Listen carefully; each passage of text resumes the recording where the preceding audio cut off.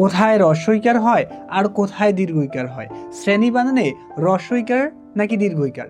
তুমি যদি এই বানান জটিলতা নিয়ে সন্দেহে থাকো তাহলে এই ভিডিওটি তোমার জন্য। প্রিয় শিক্ষার্থীবৃন্দু, কিভাবেই হ্রস্বইকার এবং দীর্ঘইকারের সমস্যার সমাধান করা যায়। দেখো, আমরা একটা নতুন নিয়ম পাচ্ছি।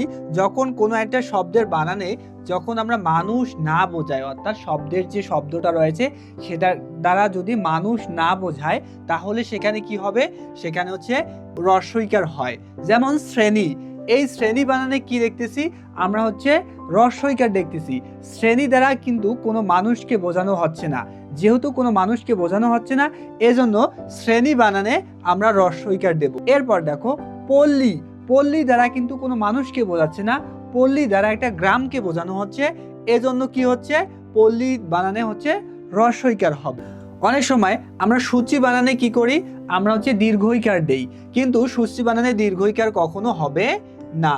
কারণ সূচিটা কি, সূচি কোনো হচ্ছে ব্যক্তিকে বোঝানো হচ্ছে না, সূচি দ্বারা একটা সময় সংক্রান্ত কোনো বিষয়কে বোঝানো হচ্ছে, এজন্য সূচি একটা হচ্ছে ব্যক্তিবাচক না, এজন্য এই বানানে কি হবে, হ্রস্বইকার হবে।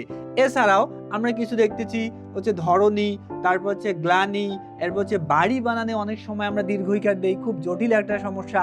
এই সমস্যাটার কারণ হচ্ছে বাড়ি কোনো ব্যক্তিকে বোঝানো হচ্ছে না, বাড়ি দ্বারা কি বোঝানো হচ্ছে, একটি বস্তুকে বোঝানো হচ্ছে, এই জন্য হ্রস্বইকার হবে।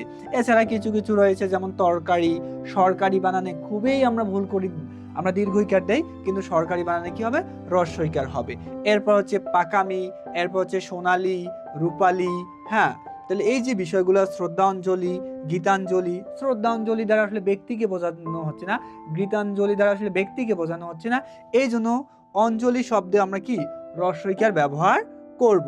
এরপর হচ্ছে চাকরি, জানুয়ারি, ফেব্রুয়ারি, আমরা যে এই যে মাসের নামগুলো লিখি, মাসের নামগুলো কিন্তু ব্যক্তিকে বোঝানো হচ্ছে না, অর্থাৎ মাসের নাম বোঝানো হচ্ছে, এই জন্য এই বিষয়গুলোতে কি হবে, হ্রস্বইকার ব্যবহার করা হবে। প্রিয় শিক্ষার্থীবৃন্দু, এভাবে তোমরা যদি বাংলা বানানের সঠিক নিয়ম জানতে চাও তাহলে এডু পরিবারের সাথেই থাকো।